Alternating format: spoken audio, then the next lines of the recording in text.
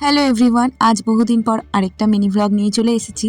সত্যি কথা বলতেই টাইম হচ্ছে না এই ভ্লগগুলো বানানোর, কিন্তু আজকে অনেকজনের রিকোয়েস্টে এবং আমাকে আজকে এই ভ্লগটা বানাতেই হতো, সেই জন্য আজকে ভ্লগটা আমি বানাচ্ছি। তো ফুচকা খাওয়ার গল্পটা অন্যরকম ছিল, কিন্তু আজকের গল্পটা একদমই অন্যরকম। আজ যাচ্ছিলাম আমরা বহু দূর, কারণ কমিউনিটি ডিউটিতে বসে একজনকে প্রমিস করেছিলাম যে তার বিয়েতে আমরা যাব। তার জন্যে আমরা স্টেশনে চলে গেছিলাম আর ট্রেনেও উঠে পড়েছিলাম। যদিও বাড়ির লোক কেউই খুশি ছিল না, কারণ অনেকটা দূরের ব্যাপার আর আমরা দুজন একসাথে একা একা যেতে পারবো না, এটা অনেকেই ভাবছিল। কিন্তু শুধুমাত্র তার ভালোবাসার টানে কয়েকটা অচেনা স্টেশন পেরিয়ে আমরা পৌঁছে গেছিলাম ফাইনালি তার বাড়ির পাশের স্টেশনে।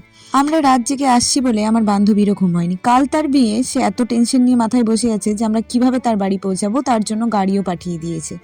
আমাদের এনটিএস হোস্টেলে থাকা এই দায়িত্ববাদী মেয়েটার নাম পর্ণা, যাকে বলেছিলাম আমরা তুই বিয়ে কর তারপরেই তোর বাড়ি যাব। এত ভালোবাসা আর কেয়ার দিলে তো তার বাড়িতে আমাদেরকে আসতেই হতো, আর আমরা চলেও এসেছি। সারা রাত আমরা কি খেয়েছি না খেয়েছি তার চিন্তায় সে আমাদেরকে ডিরেক্ট খাওয়ার ওখানে নিয়ে গেছিল, আর ভাত, শুক্তো আর বাঁধাকপির ঘন্ট দিয়ে আমরা পুরো জমিয়ে খেয়েছিলাম। আর এখানে মেয়ের কাণ্ড দেখো।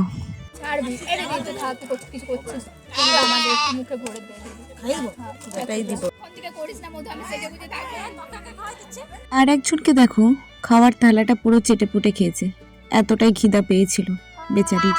অনেকদিন পর এখানে এসে মিনি কল চালালাম। আমাদের এদিকে যেগুলো আছে সেগুলো খারাপ হয়ে গেছে, আর এত সহজে জল ওঠে না। আর এই দেখো মিঠু। তো দেখা হচ্ছে আবার নেক্সট ব্লগে, টাটা।